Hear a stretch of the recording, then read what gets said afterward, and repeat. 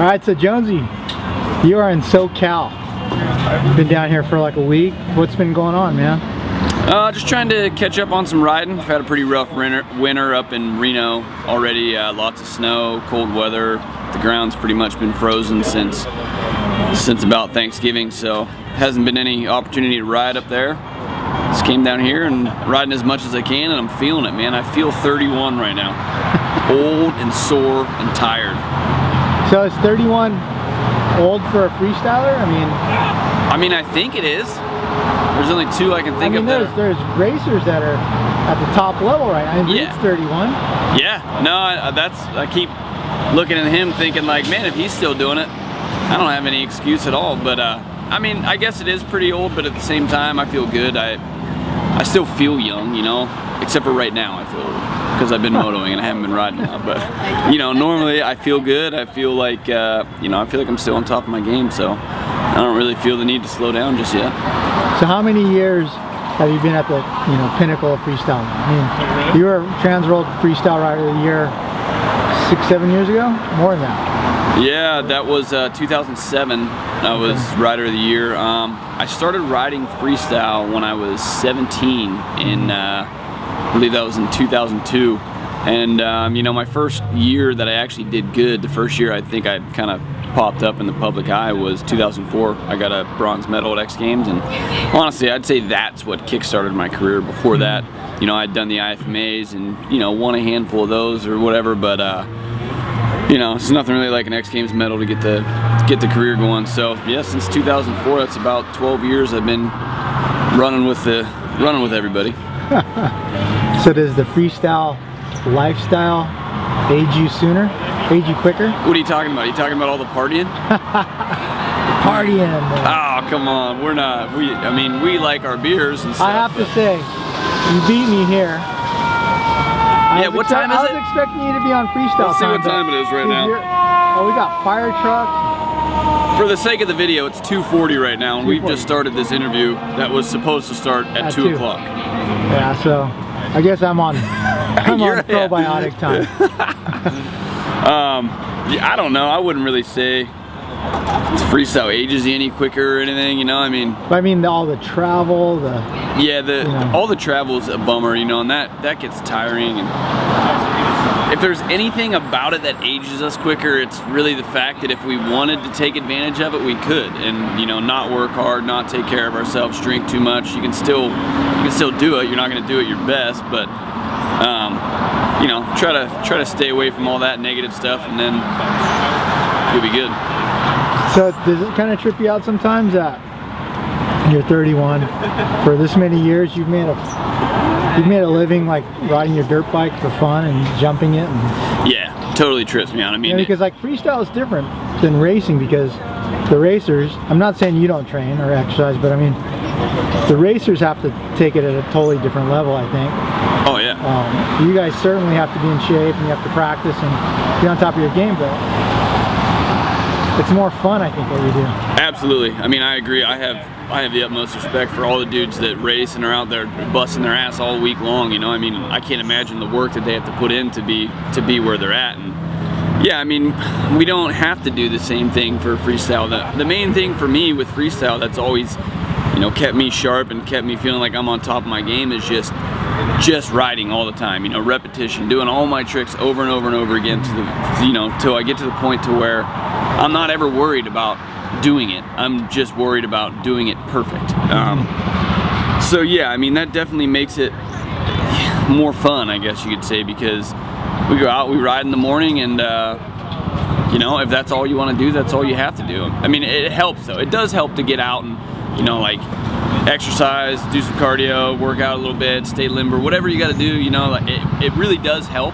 But like I said before, it's not totally necessary, which is, you know, I think, correct me if I'm wrong, but I'm assuming that you stretch every day. I should.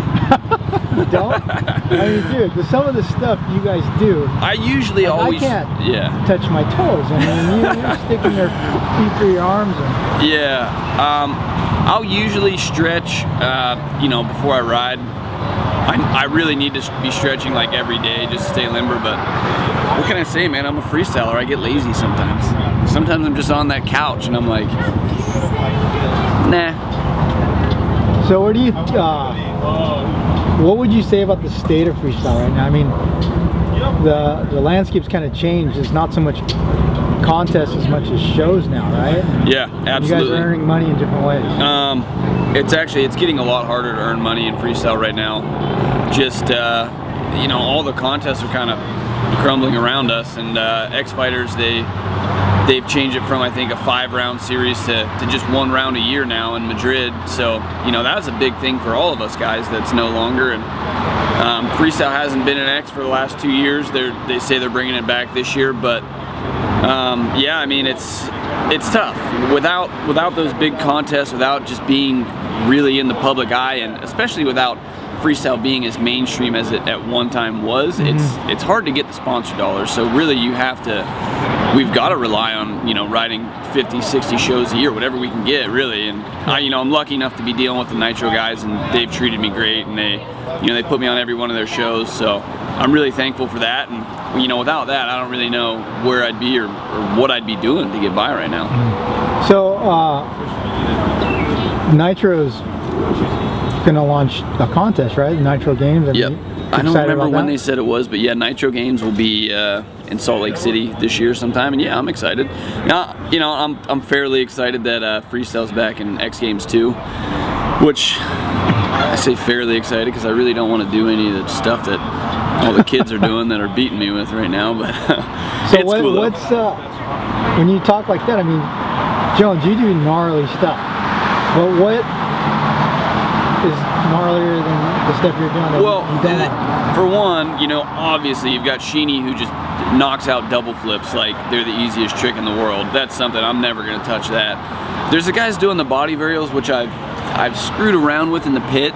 You know, I don't necessarily think all of them look that cool, but it's definitely a technical trick, and that's, you know, that's really the only reason to have it in your run. But I've messed around with them in the pit before, and they really scare me. And, you know, it's not something that you can halfway do and be like, you know what, everything's not right this time, I'm pulling it back. It's basically they come off the lip and they do it, and that's it. So I don't really want to do that. And I've thought about the flares. I'm pretty sure I could learn a flare and figure that out, but the problem with that is just, you know, having the facilities to do it. I don't have a foam pit in Reno, I don't have a quarter pipe.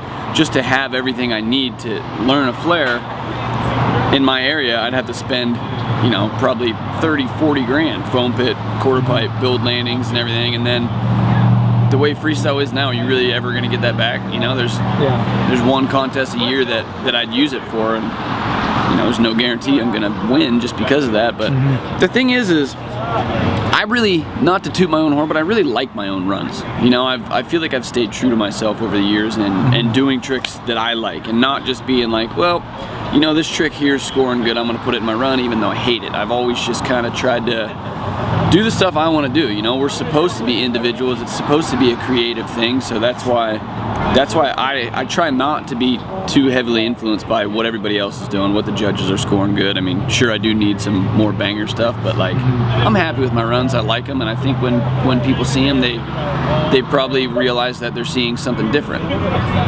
So how does a freestyler make a living? I mean, you obviously probably get paid per show, and then sponsors, like, yeah, do you get like photo contingencies, or no, I haven't gotten photo contingencies for a long time.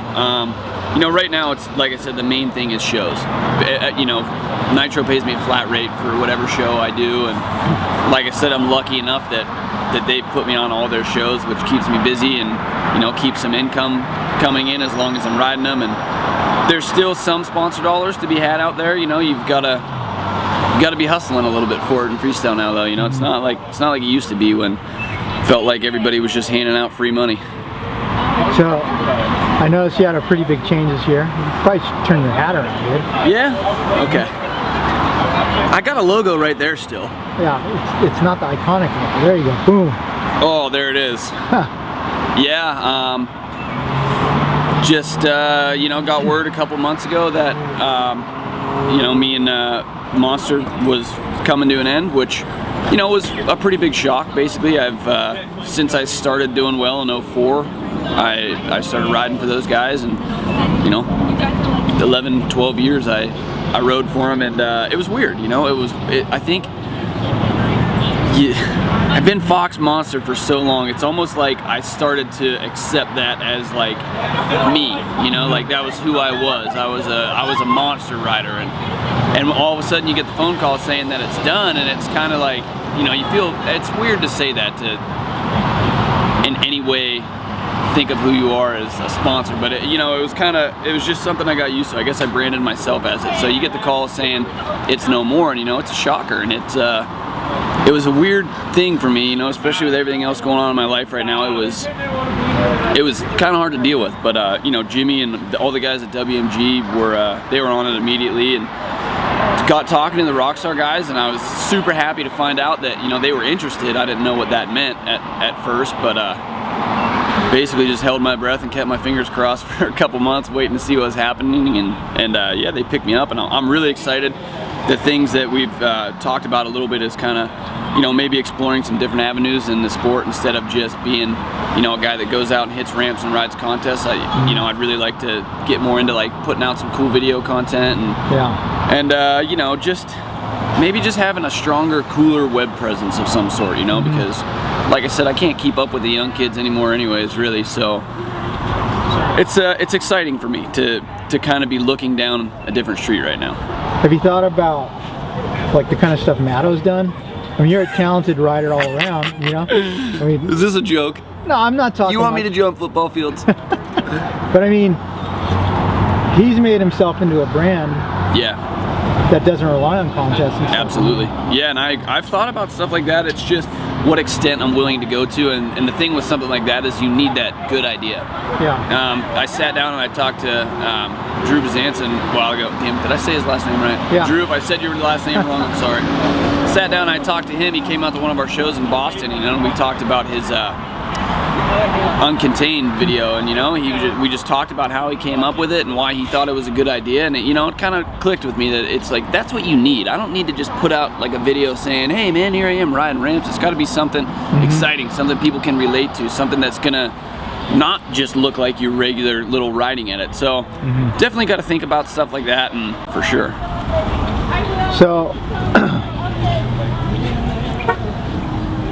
I guess I don't have to give you $8 or $5 anymore, but I don't. I mean, you've had some big personal changes. Has it been hard to stay focused? Yeah, absolutely. It's been really hard.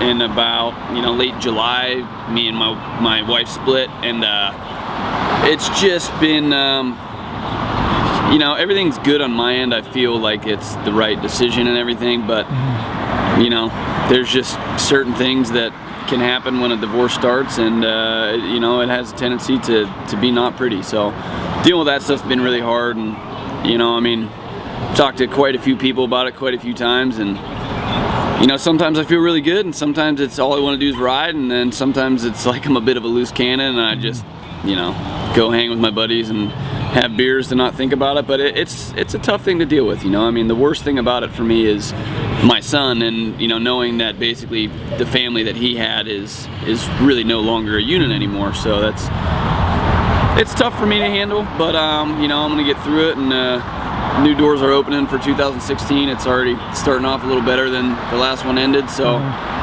just gotta stay positive and try to keep my mind off it, really. Yeah, you know, I think anyone that follows you on Insta can tell what an involved dad you are, and it's cool to see how much effort you put into the time you spend with Blair, right?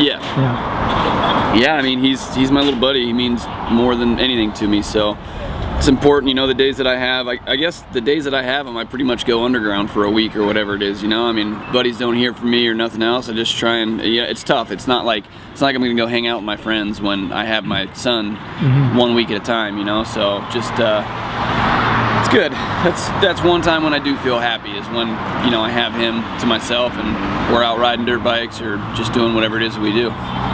So how is it watching him ride a dirt bike? It's scary. So oh, sketchy, it's scary. right? He thinks he's so awesome. It scares me, man. It's fun though. It's a great feeling. Just to enjoy it with him. You know, we went out to just one of the sand pit areas one day and took our bikes out and just kind of cruised around, you know, and he'd find little bumps and tell me he's jumping them and hitting the whoops and stuff like that, and it's fun, you know. I mean, I said a million times I never wanted to get my kids into riding just because of how much time my parents spent with me in the hospital growing up, but you know, it's something you can't really pass up on. You know, this is my life. This is what shaped me. Why would I not want to share it with him? Yeah. So it's a trip, man. It's fun. I'm glad that he's into it. What are you gonna do if he asks you to buy one of those Fresh Park ramps? A ramp? Those little ramps. Yeah, I don't. That's not gonna happen. We'll stay away from those. Oh man. Say the Nitro shows and like the nuclear cowboys and stuff. What's it like being in one of those shows? Is it like, obviously it's super choreographed, but I mean, is there like a, you know, you see the movies about Broadway plays and stuff, and there's like someone in the back with a clipboard barking orders? Yeah, kinda. I mean, that's how Nuclear Cowboys was. Mickey Diamond was part of that tour, and he was always in there with a clipboard. You know, they're waving us when to go, when to stop, when to hold, when to do whatever. You know, you got all your boards on the walls of exactly what happens in each scene.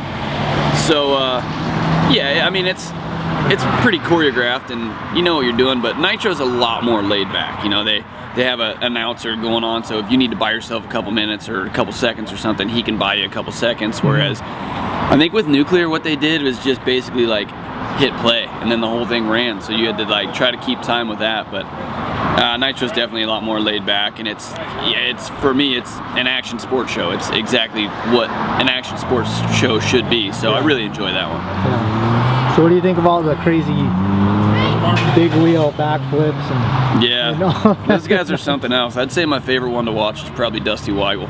He's a wild man. Yeah, he just jumps on everything all night. Trikes, he'll jump on a snowboard and miss the landing entirely, and then you know, bicycles, whatever. Yeah. Mini bikes, all kinds of stuff. But yeah, I'll never go on that side. I'm gonna stay on my side, and that's it. So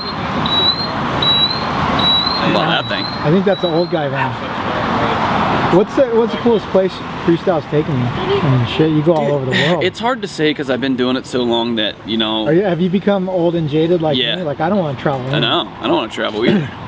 But looking back, it has taken me a lot of great places, you know, and I've been Did you compete in Egypt? Yeah.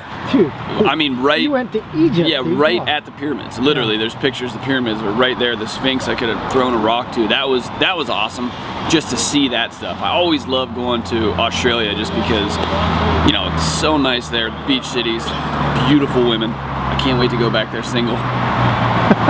Hey, so in Australia, like, you know, when you see a Australian chick here, you should be hot, but like, her accent makes her like 20% hotter. Yeah.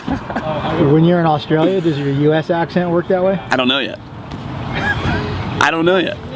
I'll let you know in a couple months. We'll find out. Keep us posted. Yeah, Australia is definitely cool. We did a X Fighters event one time.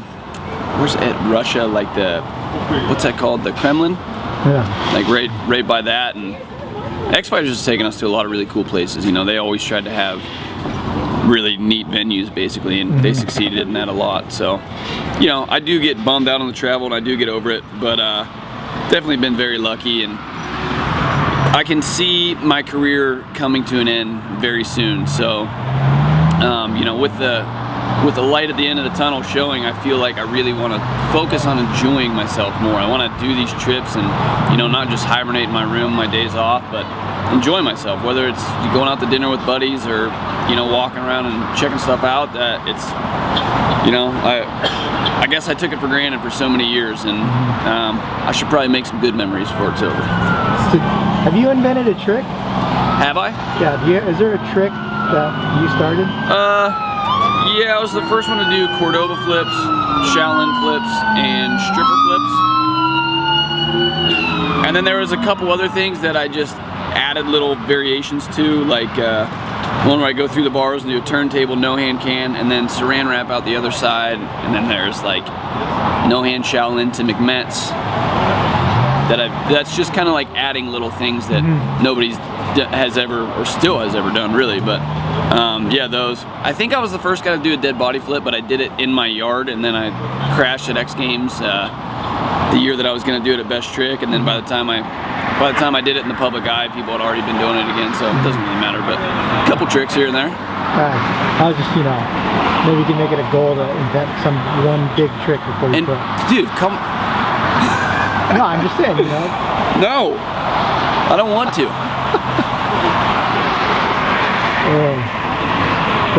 One of my favorite stories is the Leyva Kiss of Death story. Like how he did it. Oh, Mad Mark stole it from him? Yeah, Mad Mike stole it from him. Oh, great, dude. I'm going to get punched in the head next time I see him. Can we edit that part out? Hey, on a kind of shitty note, were you buddies with Cloud at all? I've never met him, actually. No. I just, you know, saw him on Instagram and stuff, but that's... So, I mean, foam pit fires are a very real possibility, right? They are. Especially from what I've heard, you know, the 4-stroke pipes just get so hot. Yeah, I couldn't believe that when I heard about that, man. That's terrible. Just, you know, feel for his family and friends, and hope everybody's doing the best they can. Did you see any of his whips? Yeah. He's pulling into the yeah. I think he could have landed them. For sure. Yeah. Yeah, I'd say he could have for sure. I mean, they were big. Yeah. Yeah, definitely a low point. So, Freestyle's back in X.